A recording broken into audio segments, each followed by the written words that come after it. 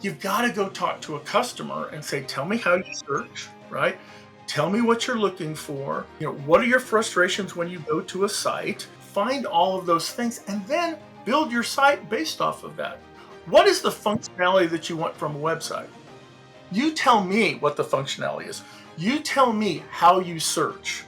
But that shows what they're doing. I want to hear from them how they think about how they move through a website. Any other suggestions you want to give to the next generation of CMOs? What is the role of CMO? But what I've seen new CMOs start to do is they focus so much on, guess what? I need to get my performance marketing up and I need to get the dollars that we put in, need to generate more pipeline, whatever it may be. And then they start to forget about all these other things. And that leadership and management are two completely different skill sets. They don't know exactly what the customer intent is, what the pain points are, and what really they want. I think you hit a nail on the head right there. Everybody gets focused in on the metrics, right? But nobody talks about, to your point, the customer, which is criminal. That's the first thing you look at is the customer. Everything else comes out of that. So to your point, if you're not understanding the customer and understanding what they want, hearing them, going out and visiting them, I think that that's an absolutely critical role for marketers as well as CMOs to actually go on sales calls with customers, talk to them. Don't send a survey all the time. Don't pull this from research studies. Go talk to a customer. I'm also hearing that CMO role is fading out. I don't think it's fading out, honestly, Nav. I think what it is it's dramatically changing. And that change is bringing about possibly a title change, right? But I think it's the roles and responsibilities of a CMO that are dynamically moving. Great marketing doesn't just fill a funnel, it builds engines for growth. With over $6 billion in pipeline and award-winning revenue strategies, Scott Berg has fueled transformation at global powerhouses. His legacy of 38 years in marketing leadership, rooted in bold vision, digital innovation, and measurable impact, redefines what modern marketing leadership looks like. Today, we welcome Scott Berg to share his insights on the evolving role of the CMO and the future of the marketing landscape. Welcome, Scott. Thank you for your time today. Thank you, Nab. I appreciate you inviting me. How's life going after retirement? Is it so quiet after the storm, or like you're still busy? Oh, boy, it's a good question. I would say that things slowed down to a reasonable pace. You're not up 7 by 24. You're not answering the phone or checking email. So that's been really, really nice. I've kind of gotten to know my family again and enjoy time with them.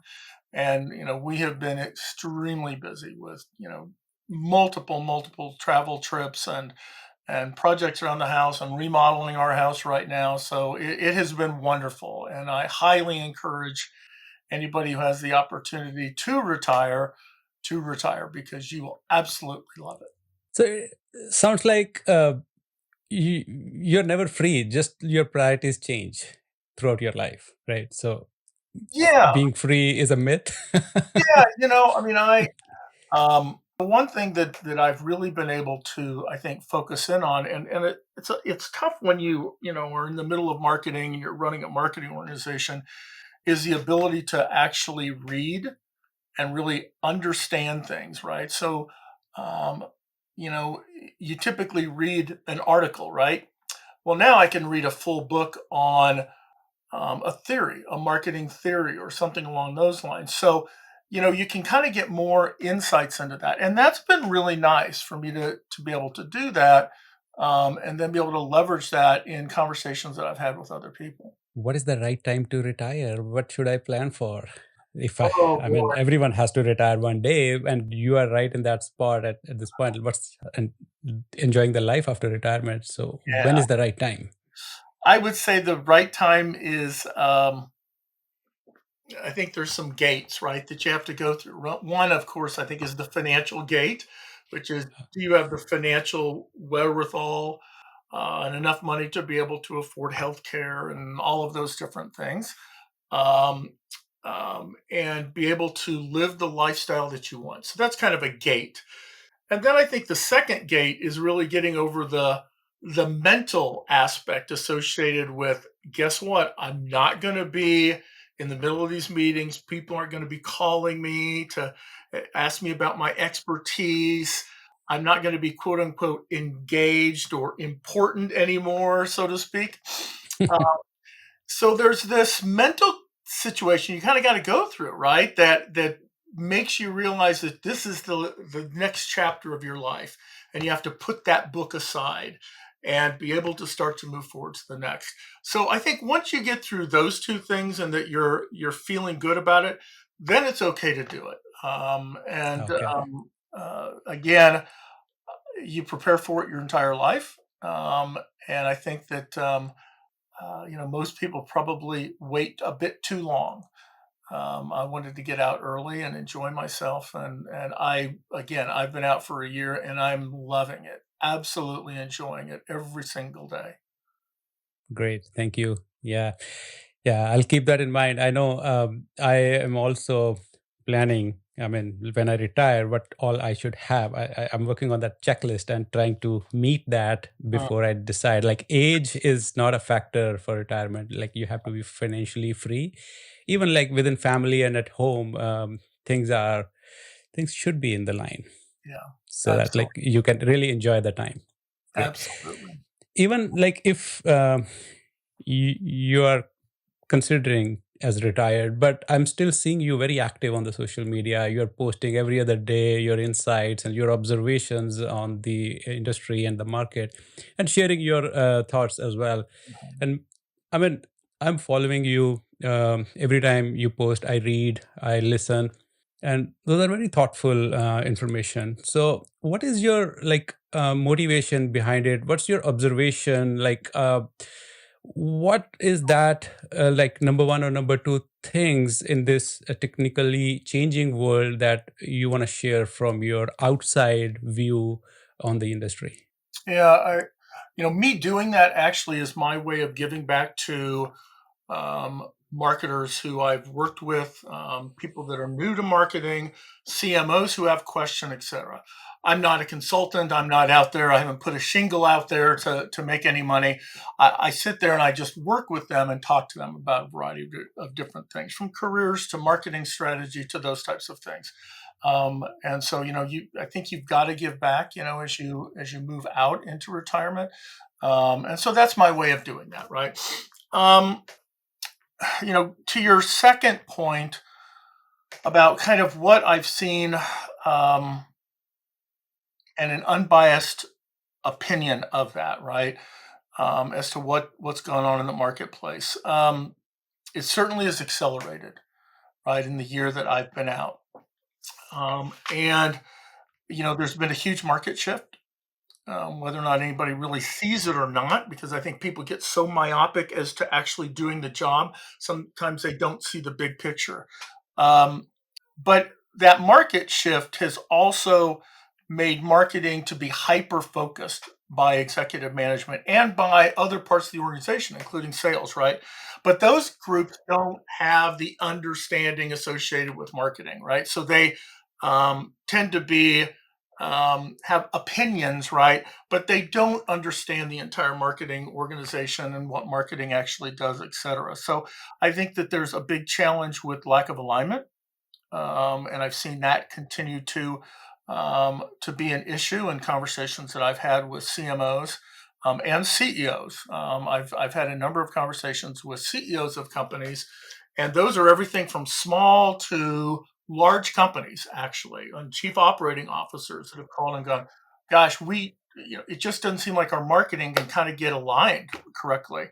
Um, so I think that there's a big challenge with that. People don't understand the purpose of marketing. We haven't done a good job of this, but we've never done a good job of it.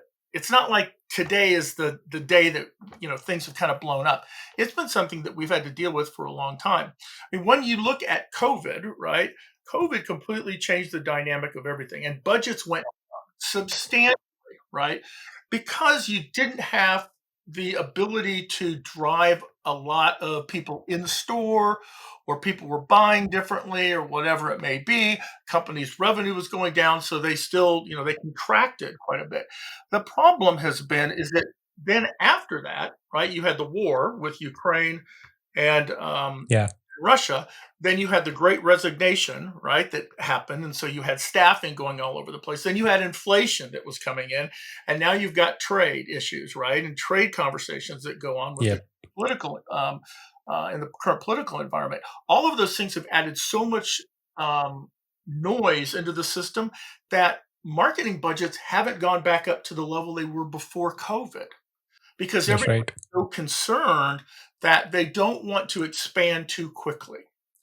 So that's a challenge, that you're not able to drive your brand or drive your performance marketing the way that you need to. So there's a big hole or chasm between what can be done, what should be done, versus what the financial resources are to be able to get you there.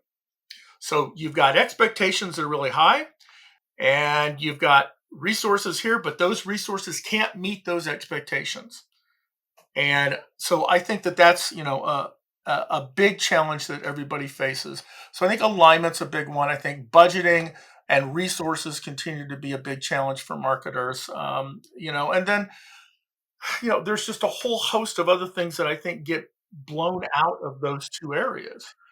And everything from, how do you work with the board of directors, what kind of metrics do they want, to your staffing, et cetera, et cetera. So it's a giant snowball is what's happening right now. Is it like, do you feel the same way? Like, it could be because marketing may not have visibility of the customers' profiling data, and like what campaigns or the programs they are planning and running for to target those accounts or customers.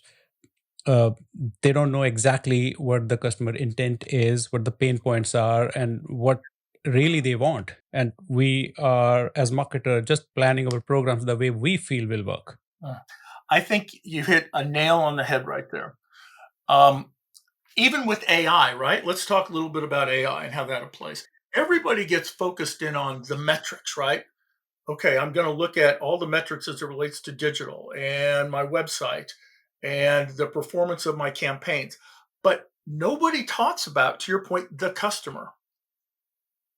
I've sat through so many conversations the last year with marketers and with CMOs where the word customer never comes into any of the conversations, which Yeah. is criminal. That's the word, is criminal.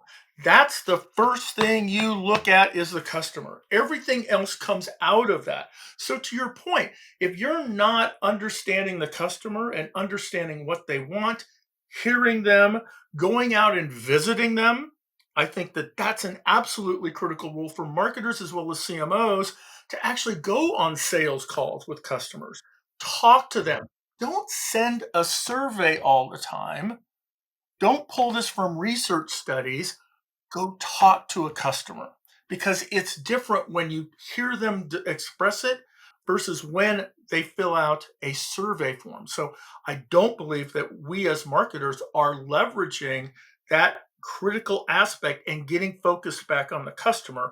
We're too focused over here on the things that are completely off track with the customer, that are things that we should be doing, but you got to understand the customer first. Absolutely. In the project management world, there is a triangular aspect, like time, scope, and cost. So anything that has to happen within these three triangular area, right? Similarly, in marketing, what I believe it is like customers, the uh, our goals, like organizational goals, and then the capability of the organization. It doesn't, like, what I mean is, by capability of organization, is it's outside in, from customer to organization, and inside out, like from our capabilities, the team capabilities, the tech stack capabilities, and the knowledge or expertise we have to align with that customer expectations, and then strategic goals. So I mean, like, when I'm talking capabilities, I really deep dive into that by saying is, it's not like what all the functions or the capabilities of the world you have in the organization to get what you want. You don't have to have the most. You have to obtain the most from what you have. Right. So that is the capability I'm talking about. And then aligning that with customer and company goals, and Mhm. then do the marketing on top of that. Absolutely. I mean, I think it all starts with the customer. When you're actually building a tech system, and my experience has always been, and I've done this, dozens of times when I've worked back with IT or with marketing ops or whoever it may be, is to actually do a survey, right, of customers, and then actually have a customer council that actually gives you insights when you talk about, hey, guess what? On the website's a great example of this, right? What is the Yeah. functionality that you want from a website? You tell me what the functionality is. You tell me how you search. Okay. Not I know that we have studies and we can show click movement and all the rest of that stuff. Hey, guess what? It's great, right? But that shows what they're doing. I want to hear from them how they think about how they move through a website. What is it they do? You can't get that from the action. You only Yeah. get that on the front end. So you've got to go talk to a customer and say, tell me how you Yes. search, right? Tell me what you're looking for. What are your frustrations when you go to a site, et cetera, et cetera. Find all of those things and then build your site based off of that. It's Exactly. it's simple, right? I mean, but I think that so many times we get caught up in the spiral of things and think that we know more than the customer. But at the end of the day, the websites are not built for us. They're not built for us. They are built for the customer. And I have had more conversations with CMOs in the last year about that. And when I was working, I can remember having, I don't want to call them violent discussions with my CEOs that I worked for, but let's say they were spirited conversations with the CEO saying, our website should do this, this, and this. Well, is that your opinion? Or is that from a customer, is what I always said. And then we brought in the customer conversations and what they said. That completely changed the dynamic because then the CEO went, I get it. Now I got That's to yeah. do it the way the customer wants it. Yeah. That's pretty common as well. AI has a huge impact on privacy. Have we thought about that? Think about it from a PR perspective. They could take the CEO's photo, the CEO's voice, and they could put all sorts of words and negative things and all sorts of very challenging things in the marketplace and push that out on social media. Even with the same accent and like the tone and message. Exactly. So, this explosion, right, that could happen. Do we have the imagination as a species to be able to think about all of those things? I say we lack that imagination because this is moving at such a fast speed. The technology is a fundamental shift. Marketing is going very crazy because of there is a huge amount of content being produced, and I'm also hearing that CMO role is fading out. Marketing is all about bringing awareness, creating a buzz in the market, sending the word out, announcing things, and attracting attention of customers, prospects. What is your take on CMO role? I mean, is it renaming, shifting? What does it mean? I mean, I just want to hear from your perspective because it's at many places mentioned CMO role is fading out. I don't think it's fading out, honestly, Nav. I think what it is it's dramatically changing. Uh, and that change is bringing about possibly a title change, right? But I think it's the roles and responsibilities of a CMO that are dynamically moving. That is the strategic factor of implementing the outbound marketing and even like addressing inbound perspective of it. But technology and even the market horizon is changing with AI being in the picture. Yeah. So, and every organization is actually running to meet up along with the AI transformation. What do you think can go wrong in the next 5 years with companies who may not keep up with this changing world? Well, I don't even think I can even talk about something that's 5 years away. Um, it's moving so fast that I think really the visibility is only 18 to 24 months out, to be completely honest with you now. But I think that anything beyond that is very skeptical because the technology with AI, the way people utilize it, um, how it's being rolled out or not rolled out, how customers are using it, it is so new that I think that we've still got to wait for that to happen, right? Yeah, I think when we start to talk about this, I think that the concern that I have about AI would be the word imagination.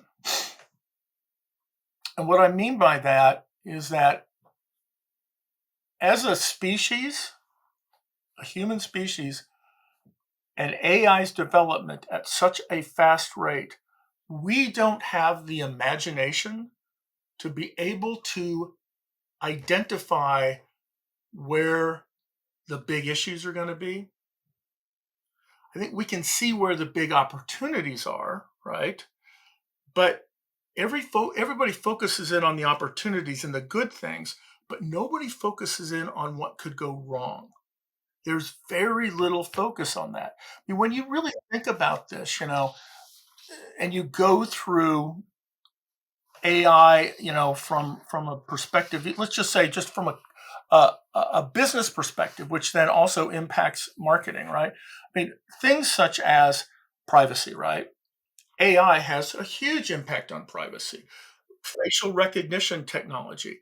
AI can now duplicate your face, duplicate your voice for voice recognition, right? So, you pull down a piece of content from this conversation, right? They've got my face, they've got my voice, they've got yours, right? Well, somebody could slice that up, right? And potentially use that in a nefarious way. Okay. Have we thought about that? Don't hear a lot of people talking about it.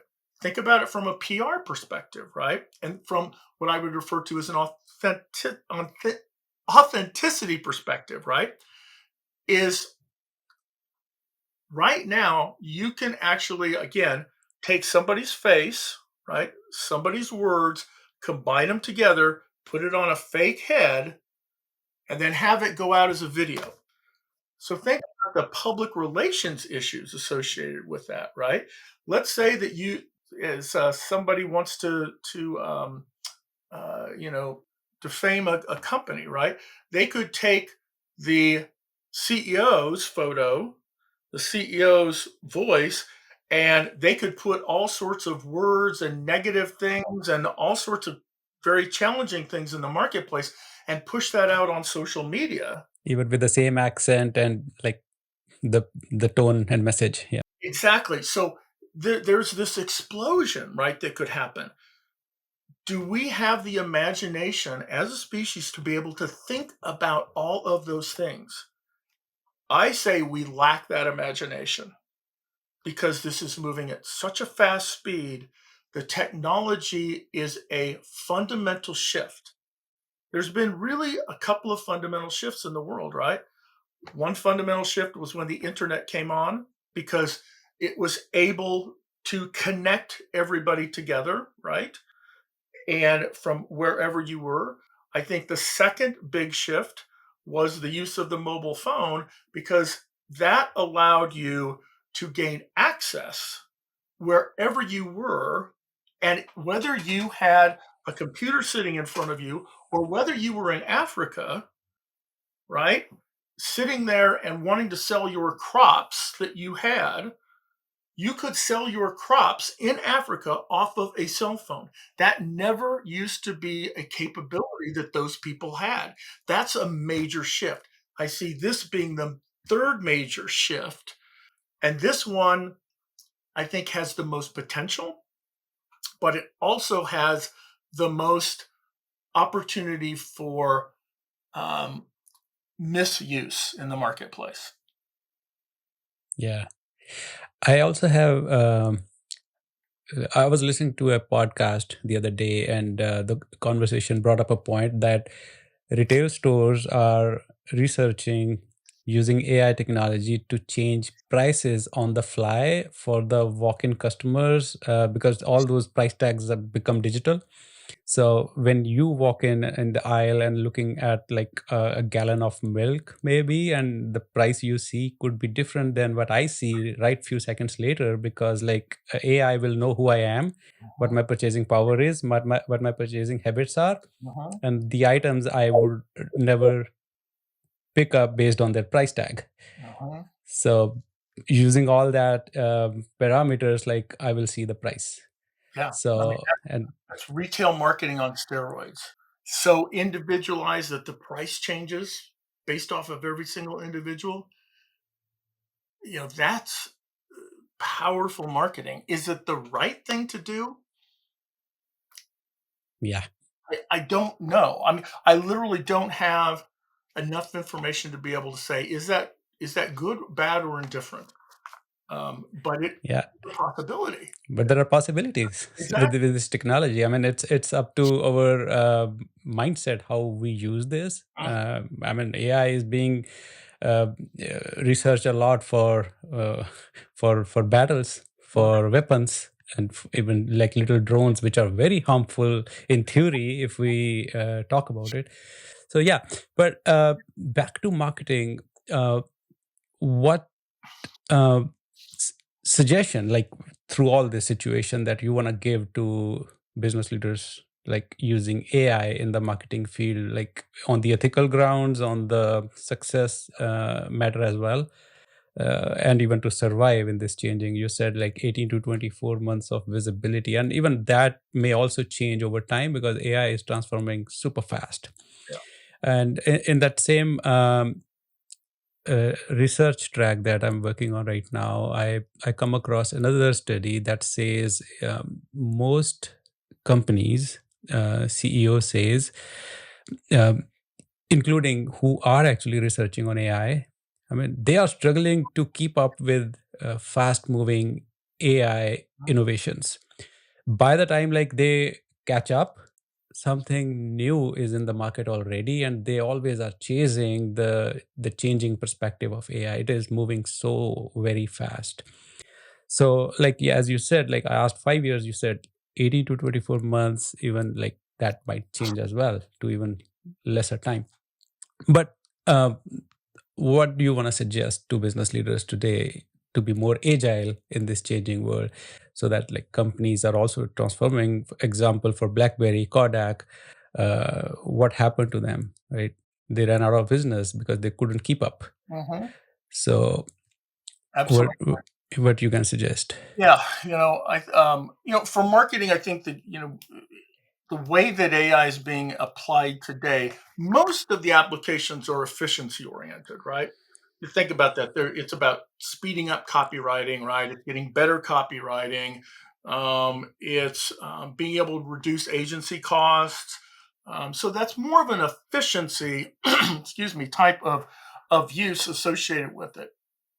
Um, I think that that's great, and I think that it needs to be utilized for that. Um, I think there also is the opportunity for scalability when it comes to AI. And I think the scalability can be around metrics, personalization, um, and initiatives, right? The metric side is because it can take so much input, right?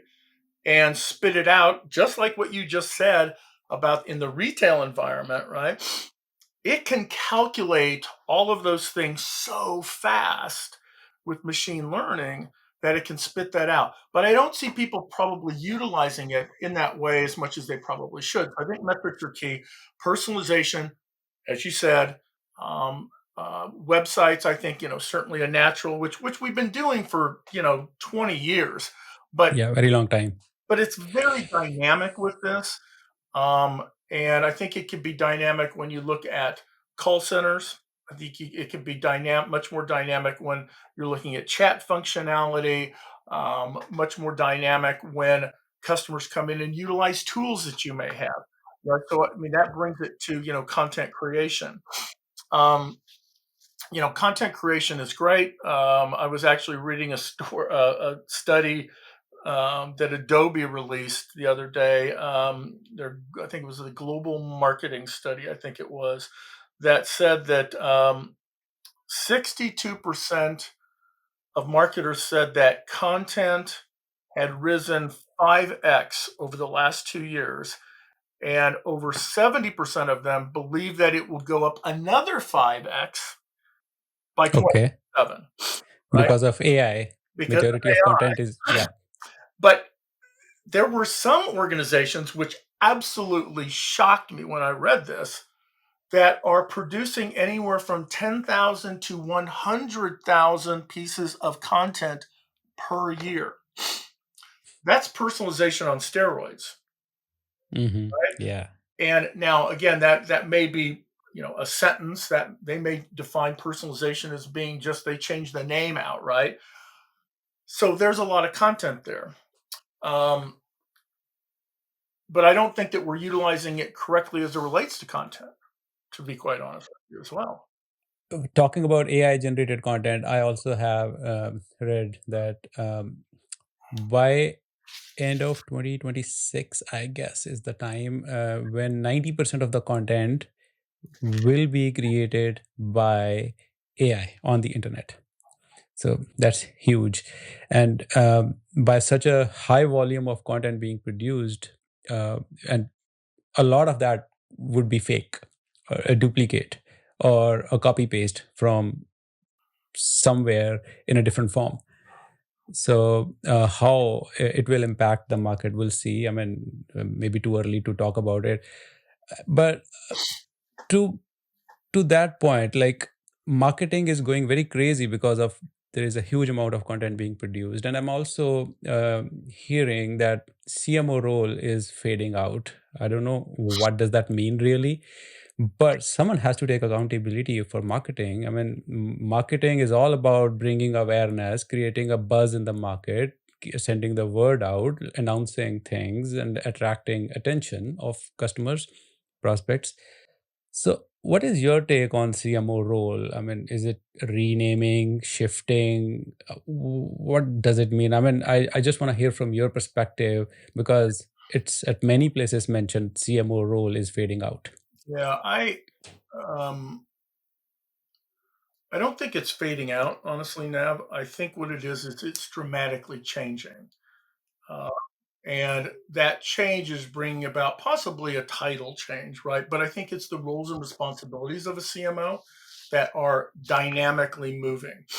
Um, so I think that there's going to be probably more of a shift in what in conversations that I've had with, again, CEOs and COOs and their expectations of their CMOs at this point. That includes that they manage, quote unquote, that customer interaction, that customer um, uh, input that comes in. They are trying to focus, I think, more of their salespeople on actually selling the product, right, versus trying to quote unquote manage the relationship.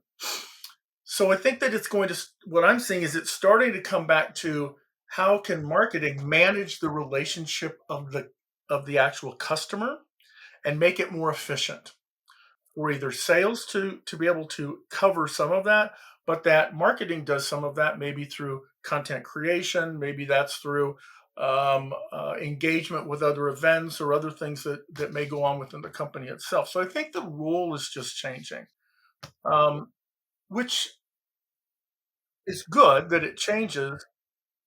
However, I've seen that that change could bring about potentially um, lack of focus in on other key areas that CMOs have management over. So, for instance, brand, right, and performance marketing, and some of those types of things. That those may become more of a background associated with things versus some of the other things that they're interested in, such as even AI. And how does that work?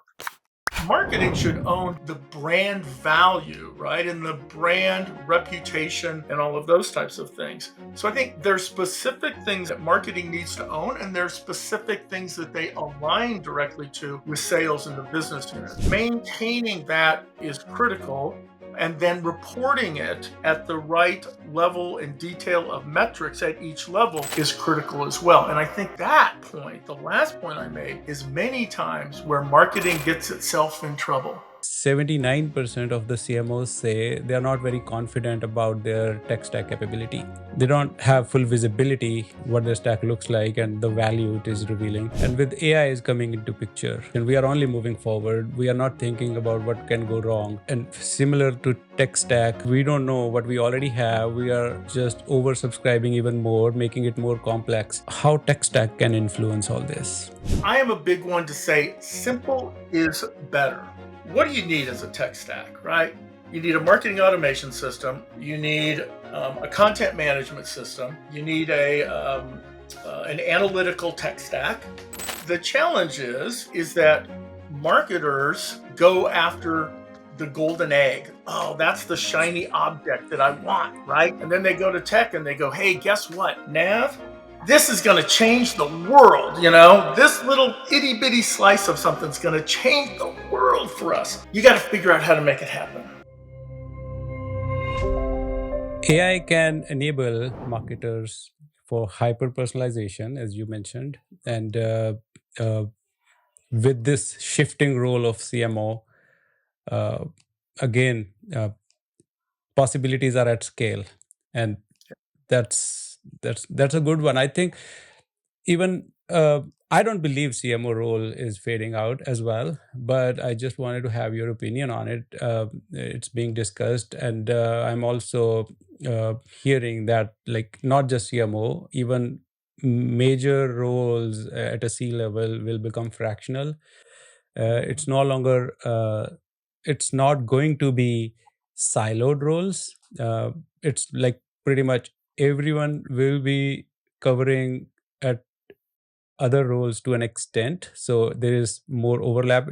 I mean, again, like I never been to those roles. I don't want to speak from the confusion perspective, but what I am hearing with this statement is like roles will be overlapping others as well, become fractional, and it's no more expertise kind of a role, will become like jack of all trades with one expertise uh, at a super power level.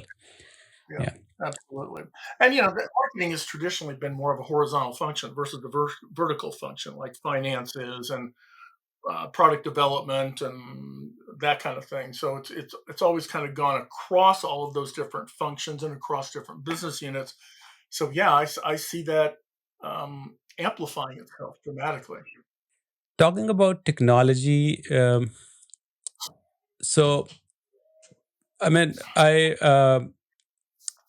from a study, I see that like 79% of the CMOs say they are not very confident about their tech stack capability.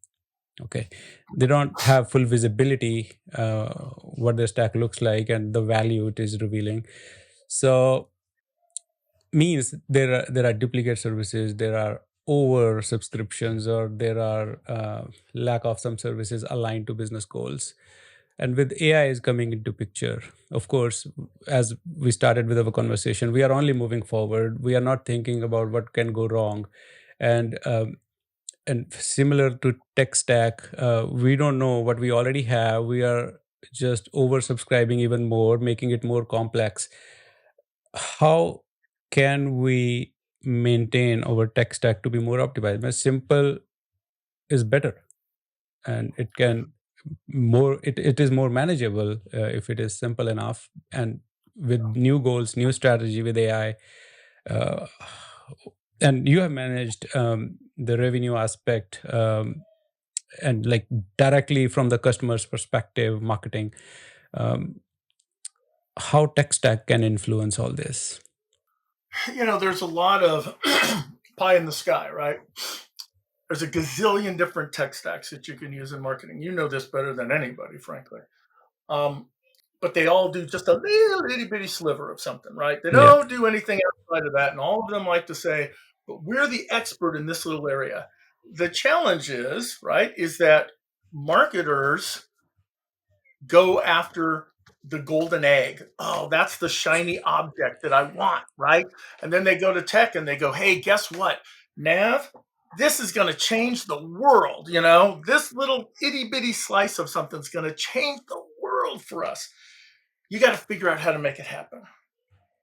Well, you know what? That sounds great, but I am a big one to say simple is better, right?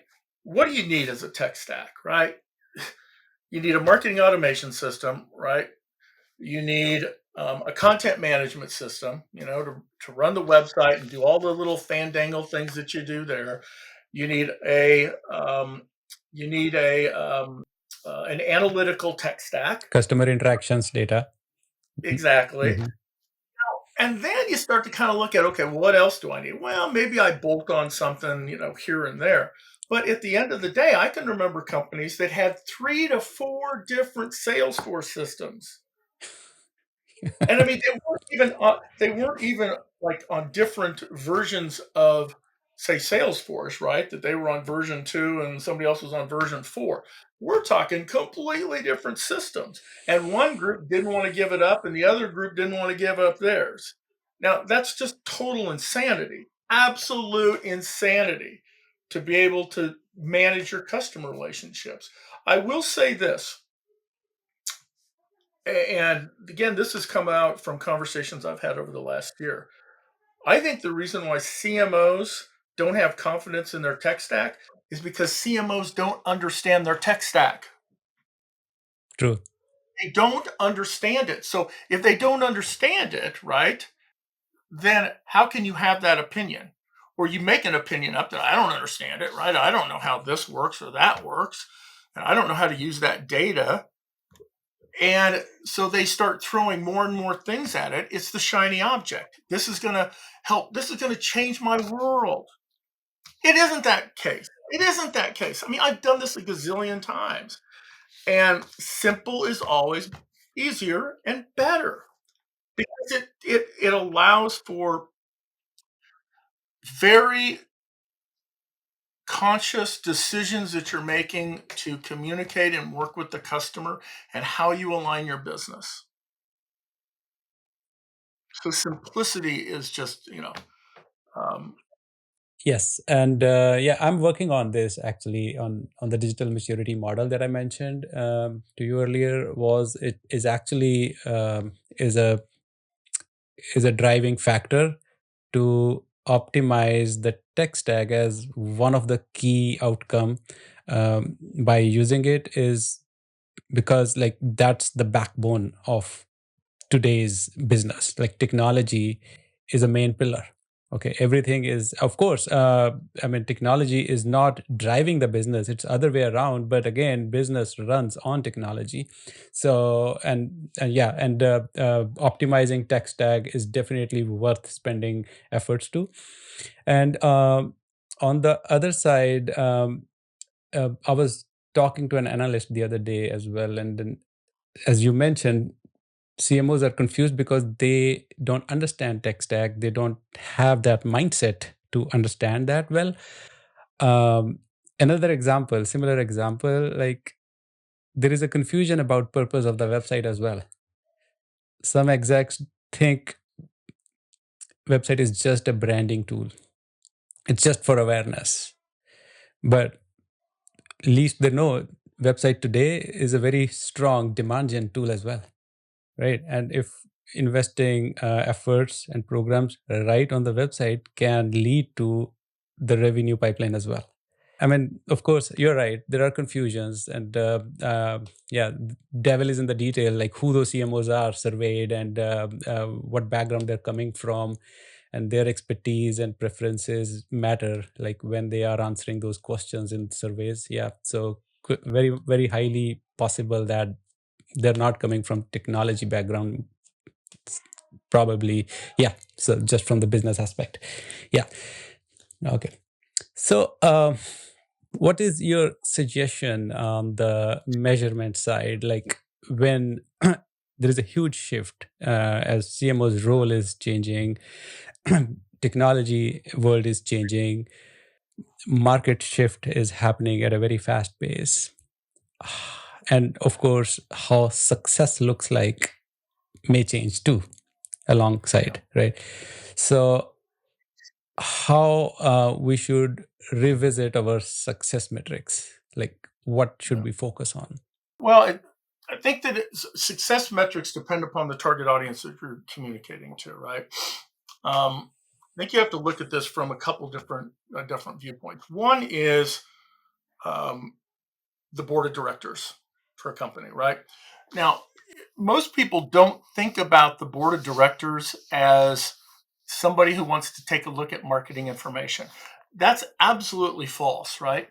The board actually wants information. Now, that information, though, is completely different than that the CEO, that business line managers, and the sales and everybody else wants. So you start to look at that. They're looking at bigger trends. So, what are they looking at? They're looking at wanting to get research information. They're not probably as interested in, hey, guess what? How did that campaign do? In fact, I can tell you they're not interested in any of that. They want to know, hey, guess what? Tell me how much investment we've made in marketing and how much it's performed for us. What's the brand value? Has the brand value and perception changed? Has that gone up? What is the latest thing in the marketplace that we need to be thinking about and start to invest in? So those are the types of things. Lifetime value is probably the one Yes. thing that a board member would love to see because it shows the value of that customer, whether or not the business is growing itself and whether marketing is helping the business grow. So think of it from that perspective. Then you start to get into the C level, they're looking a little bit more as to the financial numbers. How much money did you make me? What are my channels, blah, blah, blah, blah, blah, all that kind of stuff. And then sales is, how much you grow leads, et cetera. So you've got all these different areas, right? It gets more detailed to further down the information or the organization as you go. So, So what's going back to, right? Your point is to how should the metrics change? I don't think that the metrics change, they stay aligned to the business, right? That's I number think one. so. Yeah. Okay. So you have to have those business line metrics, but then you need to have other metrics such as brand, right? Which the business, they're really concerned about leads or demand gen, how much sales they can make, right? That's what their focus is. They think of brand as being, hey, guess what? People know our brand. They see our name. They see our logo, that kind of stuff. That's pretty much where they're at, right? With that. So marketing should own the brand value, right? And the brand reputation and all of those types of things. So I think there's specific things that that marketing needs to own, and there's specific things that they align directly to with sales in the business unit. So I think maintaining that is critical, and then reporting it at the right level and detail of metrics at each level is critical as well. And I think that point, the last point I made, is many times where marketing gets itself in trouble because it presents the wrong information to the wrong target audience. And then that target audience goes, I don't give a damn about how many clicks you got on the website. Yeah. They don't care. A C level executive doesn't care about that. The board doesn't care about it. Yeah. So what do they think? They think that the marketing group is tactically oriented versus strategically at that level, right? Correct. Now, guess what? Somebody at the sales level or a campaign manager, yeah, they care about that stuff. But so it's the perception that you get based off of the metrics and the information you provide to each one of those target audiences. It's the same as targeting a campaign. It's exactly the same thing, but we just don't do a lot of it, frankly, internally.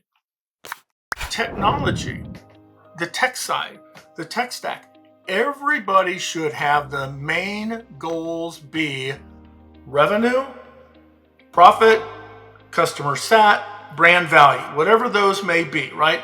Those four big things. But you have to make some conscious decisions associated with it and get a plan in place that says, I'm going to spend 35% of my dollars on brand. I'm going to put 65% in performance marketing, whatever that number is. Maybe it's 50-50 for all I know. But whatever it is that you have to do to hit the target goals of the business and of management and the board of directors. It's that simple. You want to discuss like the mistake that you cannot forget, and if you want to go back and fix that. So what will you do today in today's world to avoid that mistake? The biggest mistake that I made during my career, and it was very difficult to break, was making the decision to let an employee go based off of a performance or attitude issue, because that is toxic, right, to the rest of the team. I should have made that decision quicker and got rid of those folks, right? I think from a marketing perspective, and this would be against all of my experience, has been when I don't listen to the customer. First website I built, guess what? Did it because I knew better than the customer. This is what you want as the customer. How I take it as like fundamentally KPIs are gonna remain same. There might be little variations how we approach those based on strategic perspective, but again, mindset to look at those KPIs is gonna be remain same. As you mentioned, like customer lifetime value is a huge metric to look at. And at the same time, churn metric, right? So how many people are leaving us? At the same time, like what I have also learned from studies that like 80% of the revenue comes from 20% of your customers, right? So it's a huge segment for business success.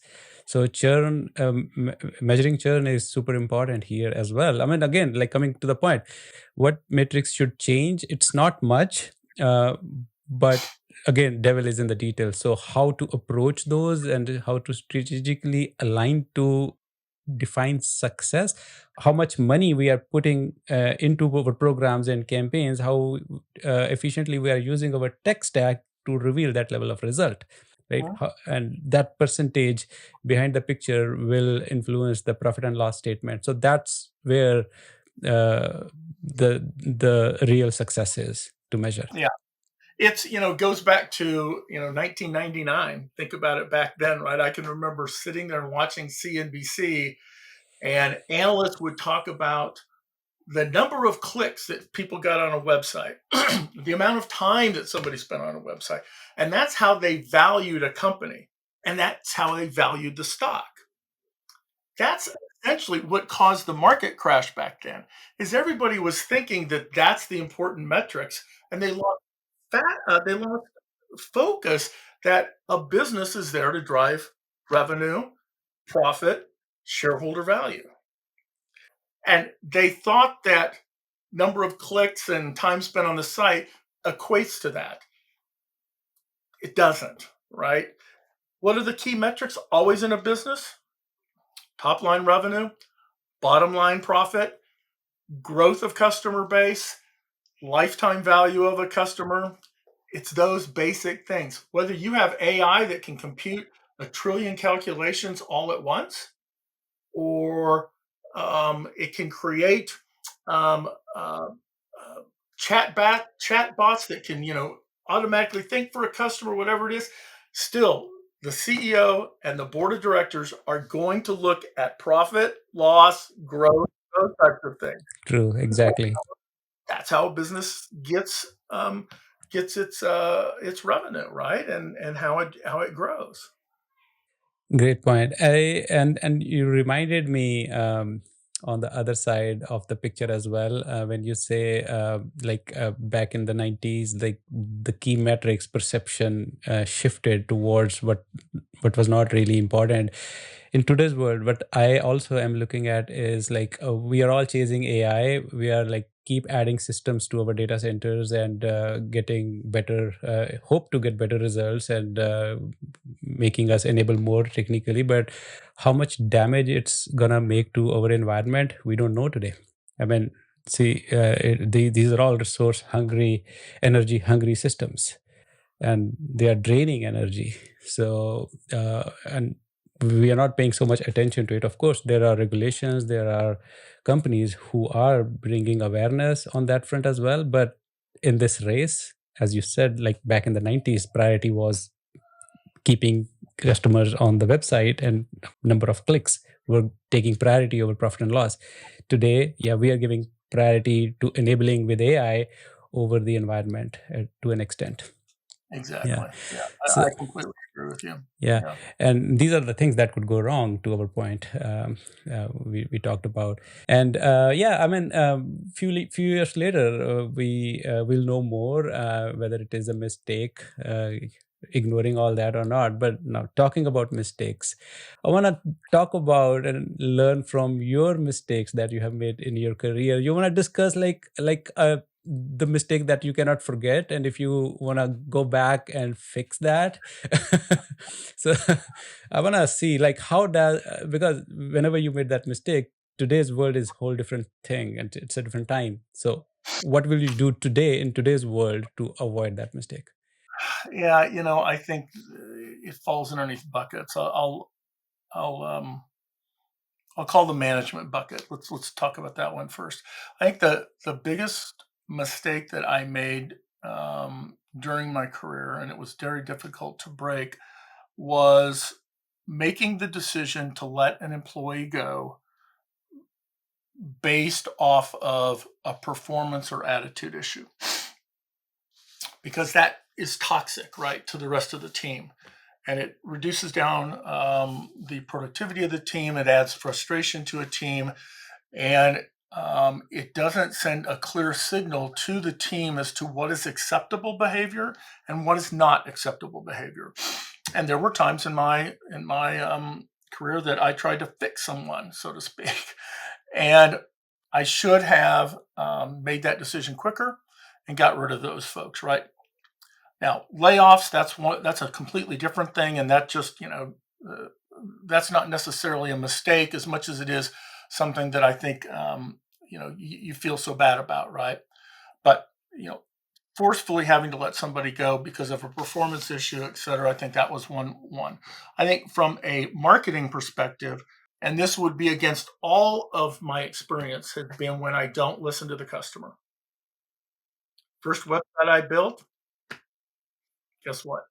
Did it because I knew better than the customer. This is what you want as the customer. It's like Steve Jobs used to say, right? People don't know what they want. I'm going to tell them what they want. I don't believe that. I just That don't makes total believe it. sense. Right? Yeah. It's not my deal, right?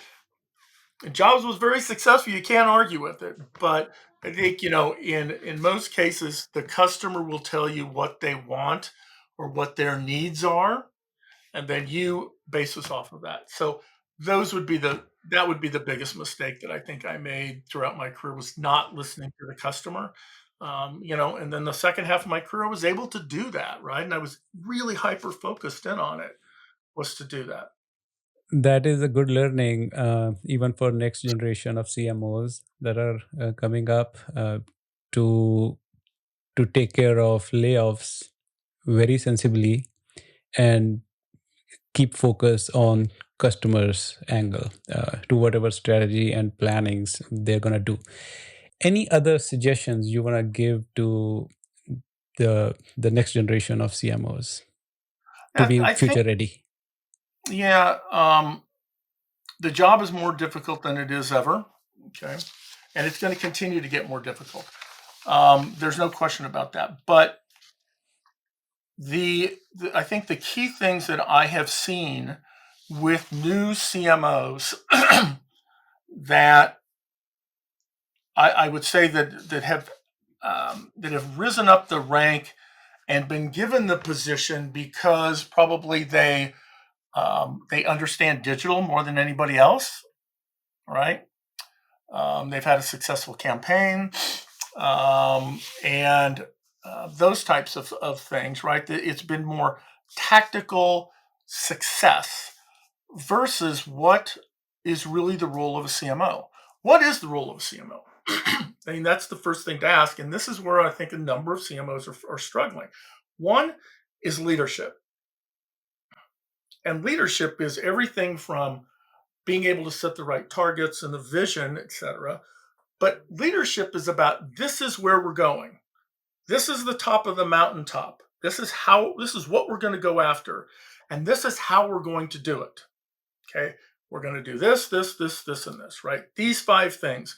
And those 5 things translate to now I'm a manager, right? Now, as a CMO, you become the manager portion of it, which is how do I make sure that my team has the ability to reach that goal, right? Is it that they need budget? Is it that they need headcount? Is it that they need air cover because they can't move things forward? Is it that they're thinking about buying a bunch of different technology and they don't need that technology? So the CMO has to act in those 2 different areas. But what I've seen new CMOs start to do is they focus so much on, guess what? I need to get my performance marketing up, and I need to get the dollars that we put in. Need to generate more pipeline, whatever it may be, and then they start to forget about all these other things, right? And that leadership and management are 2 completely different skill sets, and you have to have those 2 to lead the organization. Then I would say from a marketing perspective, so I would call that kind of the overall what the role of a CMO is. The one area that I have not heard a lot of people talk about is the customer, right? As we mentioned and we've Yeah. discussed before. So they've gotten away from talking about the customer. The other thing that they've gotten away from is talking about the brand. And with AI and the potential downfalls, as we've discussed, of AI, brand authenticity is going to be more important than ever. Yes. And being able to ensure that your brand is authentic in the marketplace and that you're able to communicate effectively the brand value and the customer value back to the marketplace itself. And so I don't think that there's enough money being invested in brand. I think it's overshifted a little bit to performance marketing. I think it needs to move back a little bit. So I would say, in round numbers here, okay? Round numbers 35% should be brand, 65% performance demand gen, but they should all merge together and support the brand, right? Everything should always support the brand. There's no question about that. But if you're kind of looking at a rough split, that tends to be, I think, the best split for everything. So the human aspect, the emotional element, how customers perceiving the brand, the emotional connection with the brand is important. That's what also CMOs should prioritize, not just the number of leads, pipeline, and generating revenue. So It's part of it, right? It's that's part of it. But you think about, you've got to make sure that your brand is represented in the marketplace. If they don't even know who you are and you go out and try to sell them something, they've never heard of you before, right? They have no idea what your value is. They're very suspect to be able to purchase that product from you. So you've got to have that brand um, visibility in the marketplace and be able to continue to support it. so that means brand value should be quantified and be part of the leadership dashboard. Absolutely, 100%. And That's a marketing good should be point. held accountable for it. You need to say, look, this is our brand value by a third party independent group. Okay. Okay. I've always, I, I have somewhat issue when it comes to the fox in the hen house, as they like to say, when you're measuring your own success, right? When you measure your own success, you can always kind of make it come into your favor, right? Okay, you always can. But I think the best thing to do is to have an independent third party that is measuring your brand for you based off of X criteria that's approved by the CEO or whoever that may be, so that you get a true vision and true metric associated with it. And that then you measure that And whether or not you hit it or not, you accept the responsibility associated with it. And brand and demand gen, all of them together, technology, the tech side, the tech stack, everybody should have the main goals be revenue, profit, customer sat, brand value, whatever those may be, right? Those four big things. Then, of course, you have for your specific area what those things may be to help support that. Because the only way that you get the marketing organization to align itself is everybody has skin in the game. Because there's always the bitch complain and the love-hate relationship between brand and demand gen. It's always been there. It's always going to be there. Yeah. We need more money for brand. No, we need more money for demand gen, right? Well, yeah. The answer is you need it, right? But you have to make some conscious decisions associated with it and get a plan in place that says, I'm going to spend 35% of my dollars on brand. I'm going to put 65% in performance marketing, whatever that number is. Maybe it's 50-50 for all I know.